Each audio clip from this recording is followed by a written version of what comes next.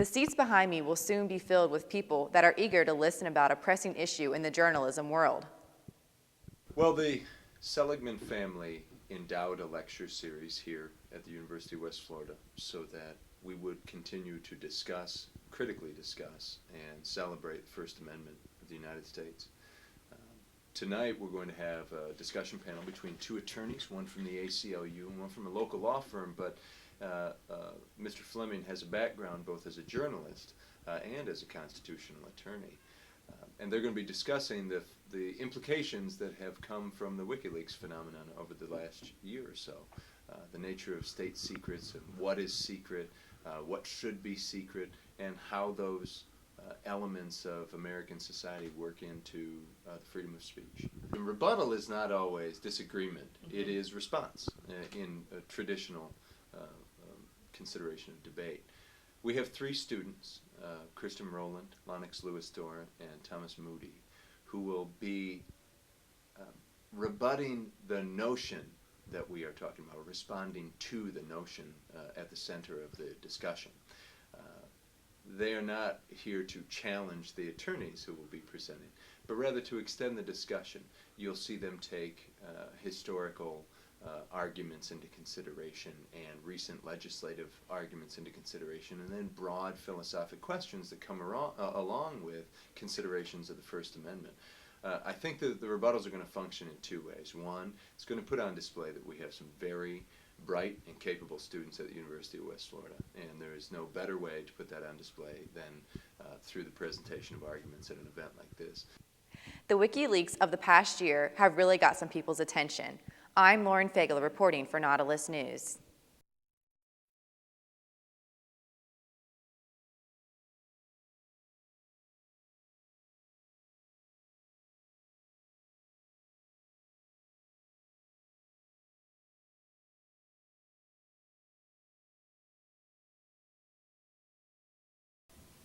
The Southeastern Journalism Conference had 33 schools competing in it this year.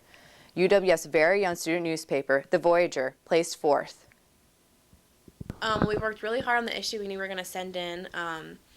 Basically, my group editor-in-chief told us that we were going to send in this issue, so we just all kind of pitched in extra hard to make it look good.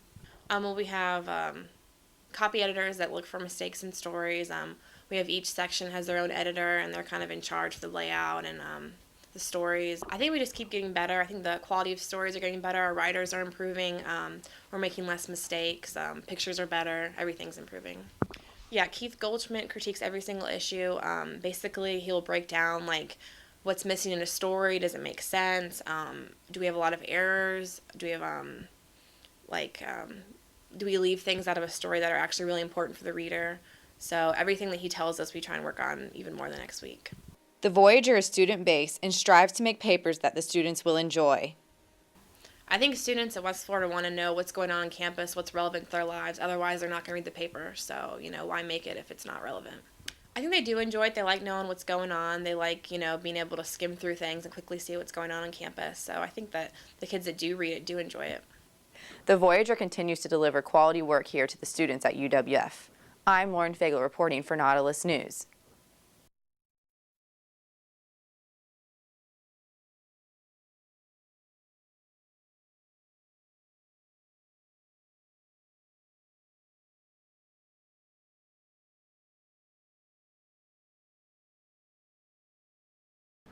UWF's softball team hosted its first annual Strikeout Against Cancer game. All the players and coaches wore pink to support the cause. We all wore the pink socks and everything, and our coaches wore the pink shirts, and that was kind of cool. And the things that they were giving out, the bracelets and everything. So everybody was decked out in pink, and it was a real cool experience. The UWF softball coach, Tammy Sear, came up with a clever way to incorporate the pink into their pink game. Coach Sear bought spray paint for them, and we painted the home plate and the mound and all three bases. So, it was really cool. We never done it before, so it was kind of a big thing for us. We knew that we had a lot of people coming to the games, and we just focused on, it really wasn't that big of a game. It was Lambeth. It wasn't conference or anything. So, we just did our normal preparations for any kind of game that we would go against. The Lady Argonauts are about to start conference play and have a few goals set in their mind. We're not ranked in the region, so we definitely got to win conference to go to regionals, and that's our main goal right now. We got a good chance. I mean, softball is really up and down, and just like any other sport. But I mean, we got the Huntsville and Valdostas and everything like that. So I mean, we gotta play our A game and beat those players. The Lady Argos were victorious while sporting their pink gear and striking out the competition. I'm Lauren Fagler reporting for Nautilus News.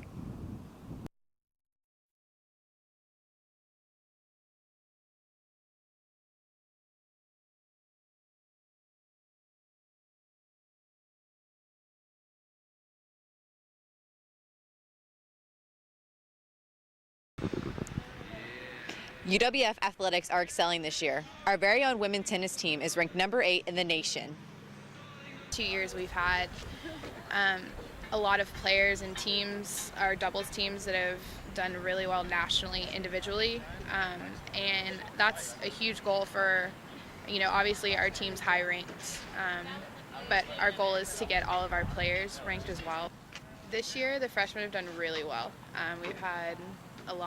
We have a redshirt freshman that's come in and done really well. Hannah Durham's come in and done awesome. So they've done a lot better than some of the ones that we've had in the past. Confidence in tennis is a huge thing, so it's nice to know that you deserve to be there and that you've played hard enough to get that ranking. Sometimes when you play the lower ranked schools, they have nothing to lose, so it's kind of a double-edged sword, I guess, because sometimes it's good, sometimes it's not. Well, we still have some big matches coming up. Some of our matches over spring break, we play a team we play 2 teams that are ahead of us.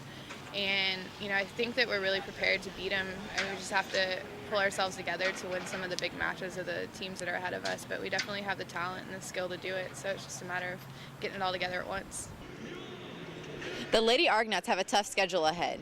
Good luck to them as they try to climb the national ranking pole. I'm Lauren Fagel reporting for Nautilus News.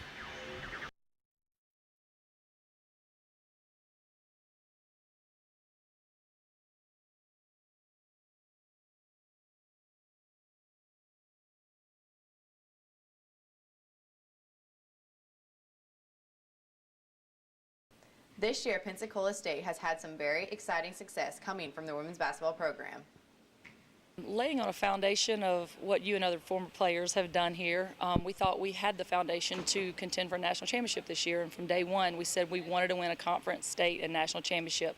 So we've accomplished the first part of that. Woohoo! I mean, we've been wanting this a long time. I've been wanting a long time. I've fallen short several times. This is my 6th year, and it's my first time to actually get it. And it's like anything else. When you wanted something really bad for a really long time, it makes it really sweet to get it. This week we've got to go try to win the state championship, and then the national championship would be next. Don't let the number 1 ranking go to your head.